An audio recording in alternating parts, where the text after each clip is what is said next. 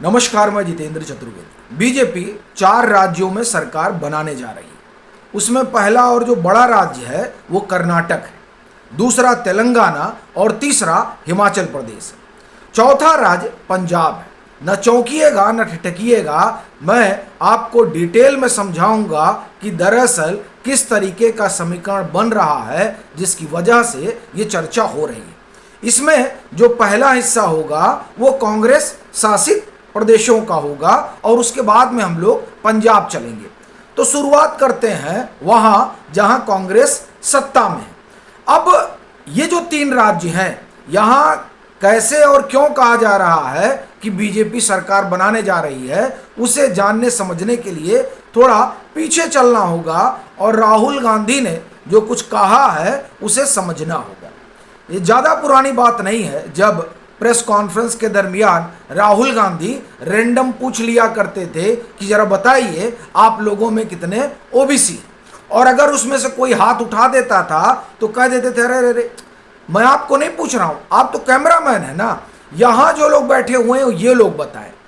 इसी तरीके से सदन के पटल पर ये बजट सत्र चल रहा था, इस साल नहीं पिछले साल की बात है। सीधा उन्होंने 2 टूक पूछा था कि जो आईएएस अधिकारी डिसीजन ले रहे हैं उनमें जरा बताएं कितने जो है वो दलित और पिछड़े हैं। ये प्रश्न राहुल गांधी ने सदन में पूछा था।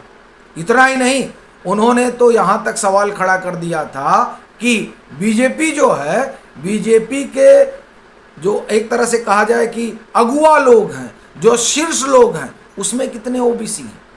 इस तरह का प्रश्न राहुल गांधी खुला पूछा करते थे। अब आप कहेंगे कि इस प्रश्न का जो 3 राज्य कांग्रेस रूल है वहां सरकार बदलने से क्या रिश्ता है? सीधा रिश्ता है, इसको थोड़ा समझिए।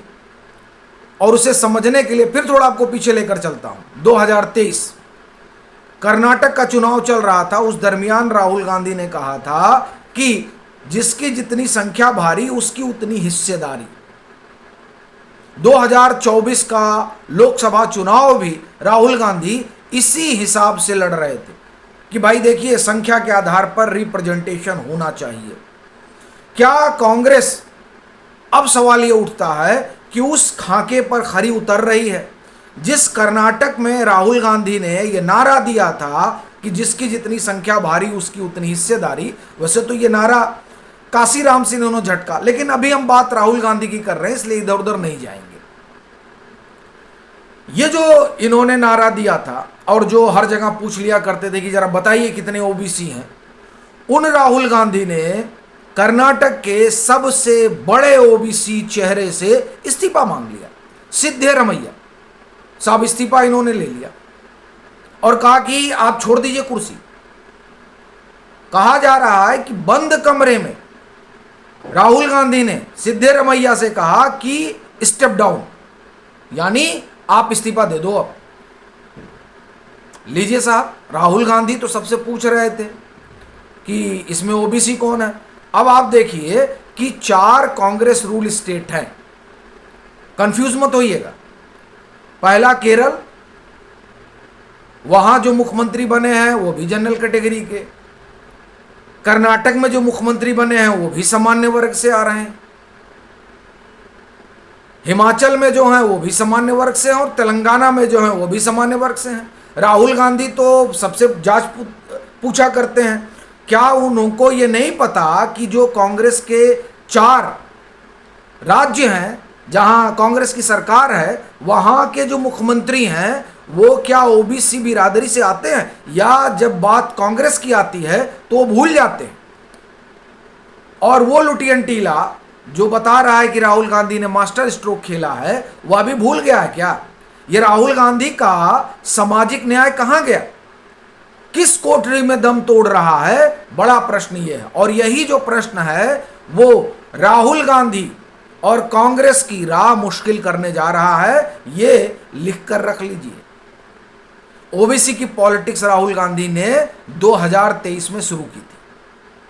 ये वही दौर था जब मोदी सरनेम की वजह से उन्हें सजा हुई थी, और उस सजा के बाद जब भाजपा ने मुद्दा बना लिया कि साहब ये तो ओबीसी विरोधी हैं, तब राहुल गांधी को ये बताया गया कि ये नारा गढ़ो।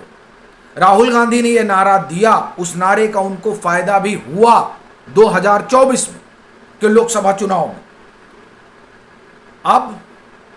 अब राहुल गांधी बताए, अब कांग्रेस बताए कि सामाजिक न्याय की लड़ाई के पुरोधा जो है वो कैसे ओबीसी को भूल गए और ओबीसी का दामन छोड़ दिया, ओबीसी के चेहरे से इस्तीफा मांग लिया। ऐसी परिस्थिति में जो ओबीसी लामबंदी हुई थी वो तो आप एक तरह से कहें अब इनके हाथ से गई, जो भी कांग्रेस के पक्ष में 2-4% हुई थी। तो इसलिए भाई केरला में मैं नहीं कह रहा हूं भाजपा की सरकार बनेगी, लेकिन बाकी ये जो 3 राज्य हैं, हिमाचल प्रदेश, कर्नाटक और तेलंगाना, यहां बीजेपी सरकार बनाने जा रही है। और उसका 2 कारण। पहला, राहुल गांधी ने जो नारा दिया उस नारे के साथ खिलवाड़ हुआ। जो ओबीसी का सबसे बड़ा चेहरा था और है, उसको बुलाकर आपने इस्तीफा ले लिया। और दूसरा, अपीसमेंट की पॉलिटिक्स। ये जो केरल में बीडी सतीशन को चुना गया, उस चुनाव के पीछे मुख्यमंत्री के तौर पर अपीसमेंट पॉलिटिक्स का मसला था। और ये जो अपीसमेंट वाली पॉलिटिक्स है, उस पॉलिटिक्स को हिंदुस्तान की जनता नकार रही है, वो नहीं बर्दाश्त कर रही है कि नहीं, तुष्टीकरण तो नहीं होना चाहिए। तो एक तरफ आप तुष्टीकरण में फंस गए और दूसरा आप जिसकी जितनी संख्या भारी वाला फार्मूला भूल गए। और ये दोनों चीजें इन 3 राज्यों में कांग्रेस को रसातल में ले जा रही हैं, ये बात किसी से छिपी नहीं है। और इसमें एक चीज और ख्याल रखिएगा, जो लोग 2029 का ताना बाना बुन रहे हैं वो दरअसल इस हार्डकोर फैक्ट को इग्नोर कर रहे हैं। वो ये मानने को तैयार नहीं है कि राहुल गांधी ने सबसे बड़ा पॉलिटिकल ब्लंडर किया है। आप देखिए 2023 में कांग्रेस ने पहली बार अपना ट्रैक चेंज किया और वो ओबीसी पॉलिटिक्स की तरफ बढ़ी, जिस ओबीसी पॉलिटिक्स से वो लोग दूर रहे। खास तौर से मैं कह रहा हूं गांधी परिवार। अर्जुन सिंह जब मानव संसाधन विकास मंत्री थे तो उन्होंने इस पॉलिटिक्स की तरफ कांग्रेस को धकेला था। लेकिन अब की बार ये आप एक तरह से कहें कि ऐसा हुआ जब पार्टी नहीं, खुद परिवार उस तरफ बढ़ा, और उसमें भी राहुल गांधी। तो अब आप देखिए कि ये कितना बड़ा डेंट है कांग्रेस के लिए। इसलिए कह रहा हूं कि ये 3 राज्य, केरल नहीं, बाकी 3 राज्य जो कांग्रेस शासित है वो कांग्रेस गंवाने जा रही है और वहां बीजेपी सरकार बनाने जा रही है। अब ये मैं नहीं कह रहा हूं कि वहां कोई पार्टी छोड़कर और एकनाथ शिंदे बन रहा है या कोई शुभेंदु अधिकारी बन रहा है या कोई हेमंता बिस्वा शर्मा बन रहा है, मैं ये नहीं कह रहा। मैं ये कह रहा हूं कि जिस पॉलिटिकल रास्ते पर राहुल गांधी ने धकेला है, फिर वो चाहे सोनिया गांधी और प्रियंका गांधी के प्रभाव में निर्णय लिया गया हो या कारण कुछ भी रहा हो, जिस पॉलिटिकल लाइन पर राहुल गांधी चल रहे थे उस पॉलिटिकल लाइन से उन्होंने हटकर बीजेपी की तस्तरी में ये तीनों राज्य दे दिए। और इससे अलग कहानी 2029 की नहीं होने जा रही है। और इसमें एक तो महिला वाला ये लोग ब्लंडर कर ही चुके हैं, यानी महिला आरक्षण वाले मसले पर जिस तरह से अभी जब विशेष सत्र में इनकी किरकिरी हुई, वो किरकिरी बता रही है कि इनके लिए कुछ बचा नहीं। अब पंजाब चलते हैं कि पंजाब में क्यों कह रहा हूं कि वहां भी सरकार बनेगी। इस समय पंजाब में अगर 2-3 चीजें सबसे ज्यादा आम आदमी पार्टी के लिए समस्या का विषय बनी हुई है तो वो क्या है? लॉ एंड ऑर्डर, बेरोजगारी और ड्रग्स। देखिए ड्रग्स वहां बहुत बड़ा मसला रहा है। इसी ड्रग्स के मसले पर भाजपा और अकाली की सरकार चली गई थी जब कैप्टन अमरिंदर सिंह मुख्यमंत्री बने थे। 2017 की बात बता रहा हूं, यही ड्रग्स मसला था। 2022 में ड्रग्स के मसले पर ही आम आदमी पार्टी की सरकार आई थी, ड्रग्स और बेअदबी।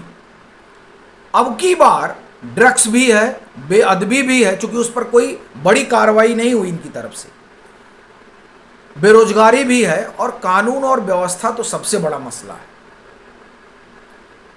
ये जो मसला है कानून और व्यवस्था, उसमें आम आदमी पार्टी की सरकार आप एक तरह से कहें कि सबसे निचले पायदान पर खड़ी है। ये चीजें जो हैं वो पंजाब में आम आदमी पार्टी को नुकसान पहुंचाने जा रही है। दूसरी चीज जो हुई बड़ी घटना पंजाब के लिहाज से अगर देखें तो आम आदमी पार्टी के जो रणनीतिकार रहे हैं वो सब भाजपा में आ गए हैं, फिर वो चाहे राघव चड्ढा हो और चाहे संदीप पाठक हो।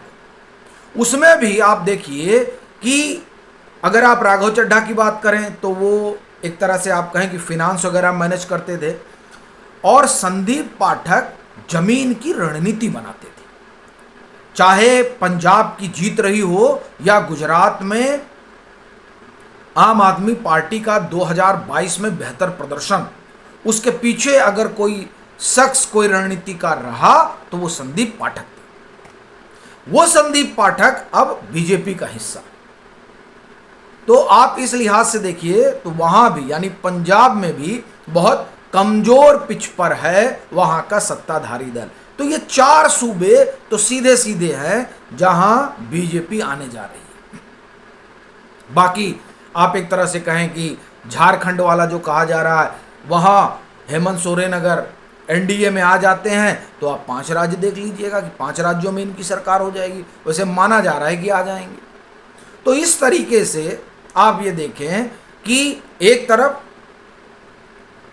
राहुल गांधी की जो अपनी पॉलिटिक्स है वो पॉलिटिक्स, और दूसरी तरफ जो इंडी ब्लॉक के